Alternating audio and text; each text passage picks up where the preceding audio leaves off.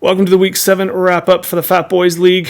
It was a busy one this past week. My shipment showed up, which always creates a little bit of an issue when you go from a house to a small apartment. The team that I used to coach in volleyball is at their international tournament in Zimbabwe, so I've been mildly distracted by that. But last Sunday, if you can remember, was a pretty excellent day to watch some football. It was National Tight Ends Day for all those who celebrated, and the tight ends definitely did celebrate. So to get to that, plus some NFL stories and then our matchups, here's the Week 7 recap.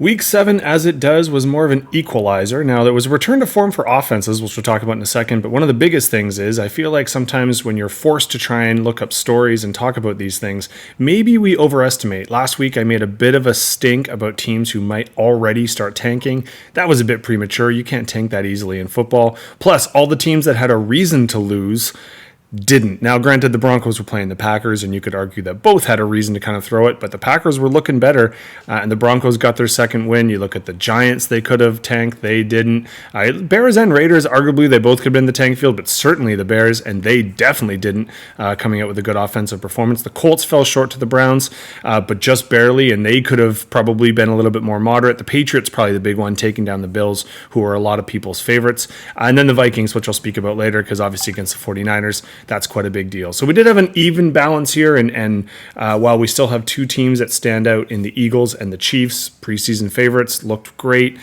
Eagles did a great job against a tough Miami, and the Chiefs actually looked fun again to cheer for. They had an offense that was worth watching, so that kind of helped level things up. I do think leading into the week, if you looked at the previous weeks, I made a comment about how scores were in general down. Doing a little bit of research, I was looking at things like sacks have been a little bit up this year.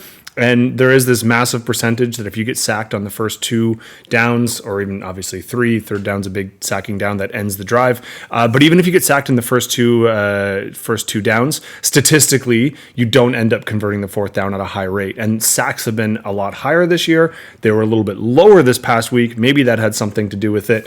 Either way, defenses were getting tired. Offenses sure weren't, which doesn't always happen in the cooler weather. So that was actually kind of fun to see. We noticed this in our fantasy scores because there was more green than red. Now, unfortunately, still a few of you were stuck in the red zone, not the good red zone, but being in the red. But a lot of us were in the green. In fact, one of the disappointing things could have been, this is one of those weeks that you can look at your score, look back at previous weeks and be like, wow, if I would have had that in week 4 or week 5, I would have been successful. But hey, you weren't. Also, randomly, we love our days for no particular reason. Happy National Tight End Day. If you were watching on Sunday, they made a big stink. They made T-shirts. It was essentially a made-up holiday, but you can make the arguments that most holidays are in fact made up. And weirdly enough, the tight ends came to form. In terms of non-quarterback-based positions, Travis Kelce was our number 1 tight end. I'll get to him in just a second. But number 6 and number 7 overall were Andrews and Waller. So we had 3 tight ends. If you compare tight end and wide receiver, they were in the top 10 for that. Quite good, right? And Kelce being at the top of the heap. Not quite as good as the quarterbacks. He was 3rd overall in scoring if you include everybody. But his number 1 was obviously Mahomes. If you watch that game, pretty entertaining. I think the announcing booth is getting a better indication of how many times you can mention Taylor Swift and infer the wrath of people who are upset about everything online.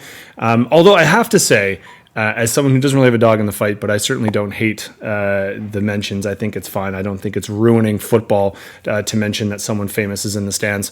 But I got to say, Taylor has better friends than most other NFL players. You look at someone like Carr, throws the ball massively out of bounds, doesn't know how to operate in front of people, plus he looks kind of freaky if you just get some screenshots of him, but throws the ball out of bounds and yells at his receiver. Now, Olave, his receiver, is not known for being the brightest. In fact, you could look up a really entertaining video of him being stopped by the police, expecting preferential treatment and getting none of it.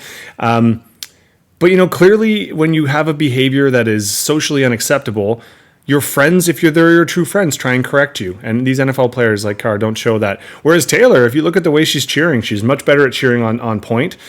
She definitely is aware the camera's in front of her, but she's playing up to them. She had a little high five action with Mahomes' wife, so that's always kind of nice. So I think at least she's taking feedback and becoming a better spectator.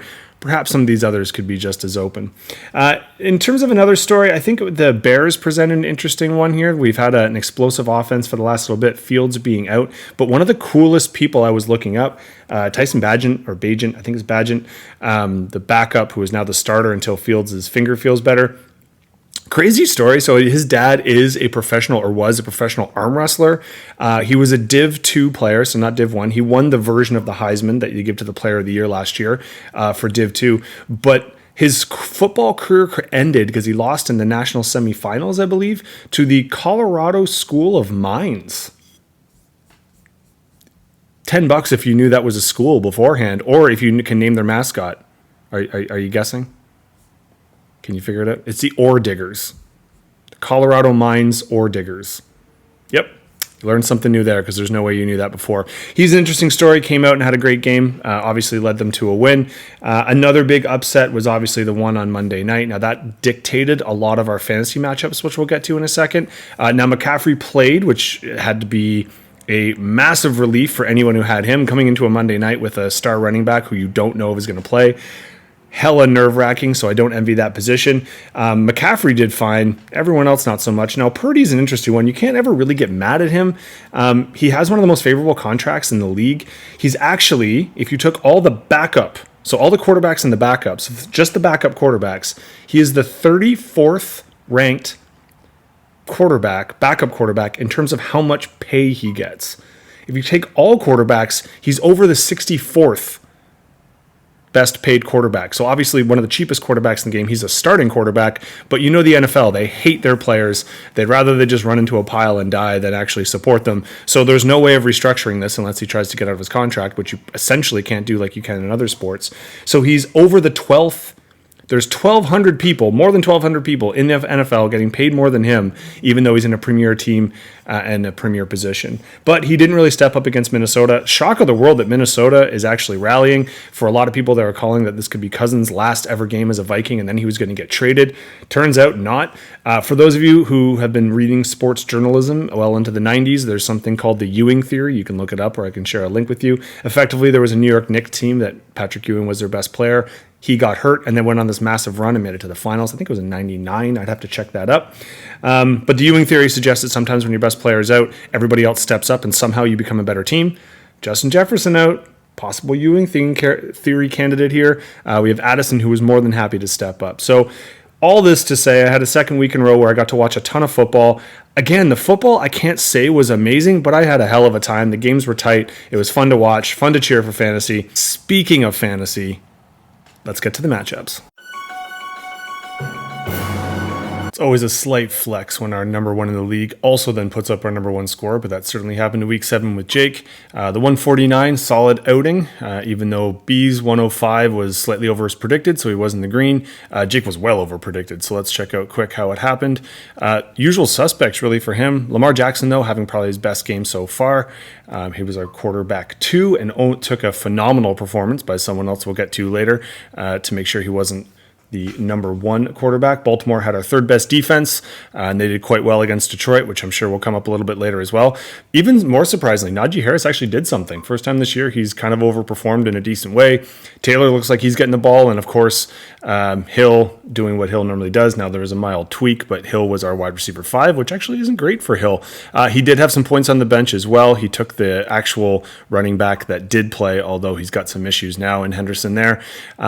So overall, start to finish, no real downside. I mean, your tight end, and then Allen had a down game, but I think you were fine. B, you did have a couple guys go off. Andrews was our tight end 2 on tight end day, or National Tight End Day. Back in Nakua, again, still keeps reiterating the fact that was a massive pickup. But everyone else kind of had a meh day. I'd even throw it to Kansas City. I think they had a good outing, and they're a sneaky good defense. Unfortunately, you have running back 1 on your bench. I don't know if who he would have gone in for. Probably this little guy right here. So that would have given you 20 or so more points. Just would have meant that you were sweating it out a little bit more at the end, but I don't think it would have tilted it for you. Just something to consider. Who knows what the Bears are going to do forward in terms of injuries and whatnot, but something to bear in mind. Either way, B, you're still in the hunt. 3 and 4, as we're going to find later, is not necessarily putting you out of things yet. But Jake keeps the belt for another week and spikes the ball a little bit on the number 1 score overall. Well done, man.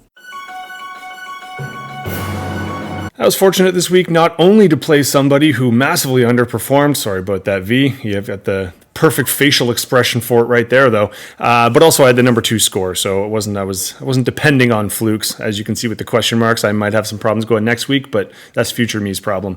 Cleveland's defense was the best defense that we started. It was the defense 2. The Giants actually had a better defense, but they're in our free agent market. Kelsey was our wide receiver 1 and playing to the crowd, certainly. Kamara, our running back 2, but our number 1 running back that started. So that's 3 positions where I had the number 1 that we started person. And if you have a week like that and you don't have some tank fest, which I really didn't, Lockett underperformed, was dealing with some injuries apparently, but even getting almost 6 points out of your flex isn't the worst thing in the world. So you're going to win most of those weeks. So I was pretty happy from start to finish. I mean, V, you got to be pretty disappointed. I mean, Warren and Evans were the only 2 who I think went over their predicted. You had some people going close, but and Zay Flowers, I apologize. Give Zay his flowers on that one. Herbert was a massive disappointment. You would have thought he would have done a little bit better there, and that was a matchup that was supposed to be good, but again, with the spostas. Jacobs, I think, had to be your biggest one. Against Chicago, so many teams have just gone off on them, especially running backs. He really didn't do his part. So unfortunately for you, V, even if you look at the bench, you didn't really have a lot of options. This was a big bye week / injury for you. Miami's defense would have helped you by 3 points, but that wouldn't have swung it for you, whereas I left my best quarterback on the bench. So V, though, you're still in 6th. That's still in the playoff hunt. Like I said, 3 and 4 is not as bad as it used to be. I'm there as well, so I beat you on total points right now. So as always, it's going to come down to the wire. So I really needed this score and this win. V, good luck in bouncing back next week, pal. Ben got the monster performance he's been waiting for from Mahomes, 4 touchdowns, 400 yards. That seems a little more like it. He had the quarterback one. He also had our wide receiver one. Addison was a tough start. A lot of leagues he was on benches because against San Francisco's D that we thought was good until the last couple weeks when maybe it's not as good as we thought. He also rolled the dice with McCaffrey, I think, going into Monday night. And if we take a quick look, he didn't really have anyone on the bench to start on that Monday night if things went sour. So he was just hoping that he held true. And in McCaffrey's form, he did just fine. I think in this particular Leaf scoring, he was our running back 5. So well done all around here, right? I don't think, Mozart, obviously, pretty big disappointment, and now he's tweaked some stuff. And I think you're going to have some issues down here with your flex and your tight end, but again, not the end of the world if you're going to have guys go off on that regard. Speaking of guys who shocked, Bijan Robinson. I hope the NFL going into Atlanta's and the investigation to see why was it he was on the sideline, but apparently hurt or sick. Apparently was sick. He was feeling ill, but they didn't report the illness, so they're getting a little bit of attention. Don't know if Mark was paying attention at that point. I hope he was, but wouldn't have mattered because they did not report it beforehand. So sorry, pal. You really swung and a miss on that one. Cousins was actually just outside of our top 5. He had a great game against San Francisco, which I don't know if too many people anticipated. Hunt looks like he's getting a lot of the carries for the Cleveland backfield right now. Waller was the tight end 3. But again, San Francisco's defense. You did the defense quarterback thing, though, buddy. That's not always a great move because only one of the 2 can really go off. Don't know if it really haunted you on this particular week, and you just had this was like the empty bench battle. Nobody on the bench could do anything here. We've got injuries. We've got bye weeks. Literally no 0 for 4 here because we've got Metcalf was actually hurt. So none of you, this was the battle of the basement here in terms of you've hollowed everything out. You threw everything in the kitchen cupboard at each other, and Ben comes out on top. So congrats, Ben. Still tied for our top spot, but you take a second billing to Jake, and the fact that he got the top score means that gap is widening slightly. Mark, 2 and 5 doesn't mean you're out of it, but it does mean you got to make some moves, pal. So here's hoping you rebound for week 8. Justin sadly continues his fall from grace here in a very tight matchup, and the scores weren't necessarily super tight, but we didn't have that many tight matchups this week, to be completely honest with you. I meant tight in terms of this one's going to matter. This is our number 3 and number 4. Now you're tied, so Underhill still gets the edge in our league standings by points scored, but Horst gets a massive win after a couple weeks where he's going back and forth. As Philly goes, so does Horst. We saw this here. Now Smith didn't have a great game, but Hurts and Goddard sure did. Hurts being just outside of our top 5. He was actually our 6th highest scoring quarterback, whereas Goddard was our tight end 4. Gus the Bus was our running back 6.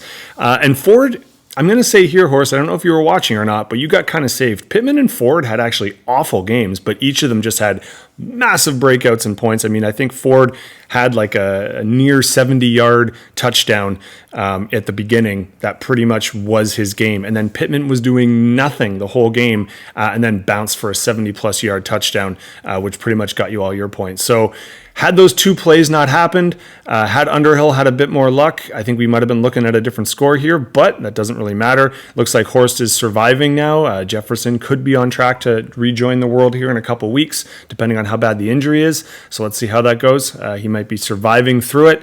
How it kind of worked here for Justin, again, with Buffalo, them having a little bit more of a tight contest didn't really hurt you because obviously you want them to want to keep throwing. And so Allen and Diggs did just fine. They didn't really go off for you, but they did well enough. Allen was actually a quarterback 5, so you can't really sneeze at that.